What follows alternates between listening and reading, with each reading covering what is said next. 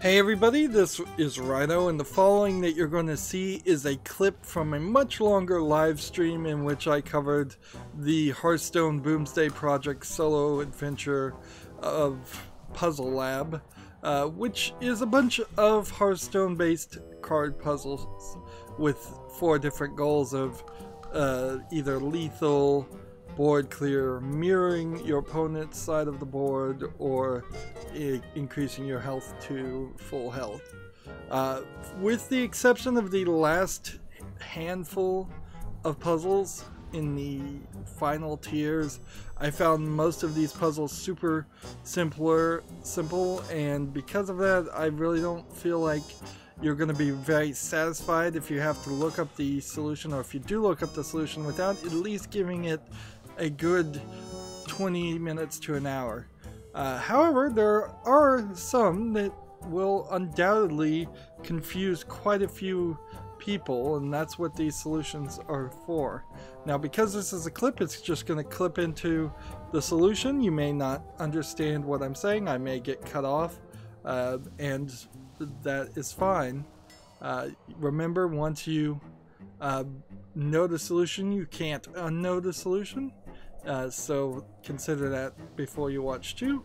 And finally, I would ask that you like this video and subscribe to my channel. And when you subscribe to my channel, make sure you click the notification bell. Thank you. Here's the clip. Anything. Deciding if you're going to destroy something or live with something. Some minions may be able to attack right away. Be watchful. But we've got to get the health the same, so we have to heal these two.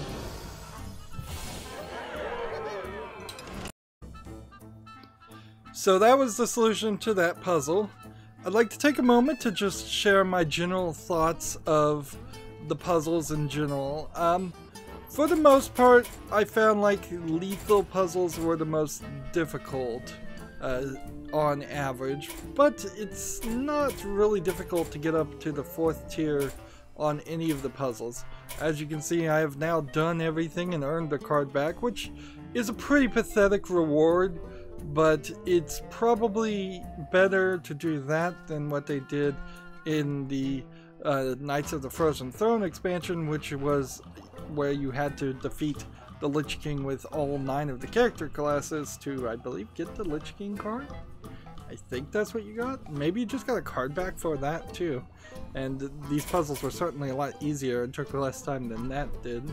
Of course, this puzzle element is totally new to Hearthstone, and it's made me really think about how I'd be presenting this in the future. One thing I definitely do, and it's pretty much the most obvious thing, is I would separate the game audio out with the live stream audio on my microphone. That way I can have long live streams where the audio is available, but I can also have footage where it's just the Hearthstone sound effects and music playing, and then it would make these clips look a lot better and make a lot more sense, because undoubtedly, at least in some of these clips, I'll be halfway through a sentence and people won't hear what I'm saying or understand what I'm saying. I felt like the mirror cards puzzles were sort of underused. I kind of would like to look at the numbers, but they don't really show it, so it's very possible that the first tier of Lethal had 7 puzzles and the first tier of Lethal of Mirror had like 5 puzzles, because they don't make that super obvious. The thing this expansion really needs is a submenu, so you can click on one of these groups and then pick a puzzle that you want to go back and play. At the moment, if you want to go back and play anything, you would just have to start from the beginning and cycle through it again, which is frustrating. Certainly, it's just a lack of replayability. There was a super hard 999 damage full Northshire puzzle for the final lethal spell, and then there was a rather hard couple of final tier board clear puzzles that in total, I spent probably 15 hours on just those 3 puzzles of 35 hours of streaming. And of course, when I was streaming, I was also in the middle of insomnia, so I wasn't really sleeping that well, and I was streaming while I was half asleep, and that's certainly not a great way to make try and do puzzles. But also, it's kind of hard to pre-record that footage when it was brand new. Certainly streaming was the right way to go for my channel. I got lots and lots of subscriptions and views for it. Board clear puzzles are alright, and survival puzzles are alright, although there were a couple times in the survival puzzles where you really were surviving via different means than just healing yourself. So had they broken up survival puzzles into give your hero immunity puzzles, set your hero to or what increase your hero's armor puzzle above the 40 damage that it was going to do. There was, I think, one other way that some of the puzzles had you increase do other things other than increase your health. There's about 4 or 5 different types of puzzles they're putting under survival, which could have been broken down, and certainly that would have been it. I've seen some thoughts of people asking Activision Blizzard if they were going to let players create their own puzzles. They said that was a great idea, but they have no plans to do it, so take that for what that is. I think that would be a great idea. I think puzzles could replace tavern brawls very easily, or at least they could swap between puzzles and tavern brawls. I kind of hope there isn't a daily quest that shows up where you have to do 5 puzzles to get 50 gold, because that would be annoying, particularly for people who have already finished it. Survival puzzles were fine, and board clear puzzles were a little hard, and mirror puzzles were fine. I think lethal really stood at least a couple steps higher than in difficulty on average than any of the other puzzles.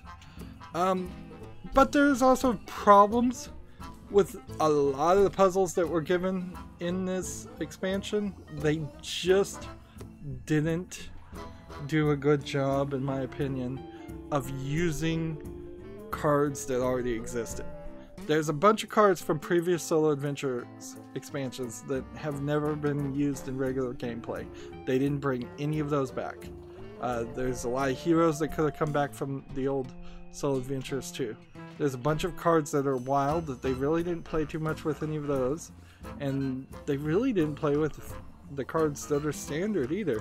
Instead, they introduced some cards that just don't exist in regular gameplay. So even if you solve a puzzle using a card, if the card doesn't exist, you've not learned anything, and that inherently gets to the problem with this puzzle systems. Unless Hearthstone decides to separate itself and redefine itself as this puzzle card game and ranked collectible card game in equal parts, these puzzles don't feel like playing Hearthstone.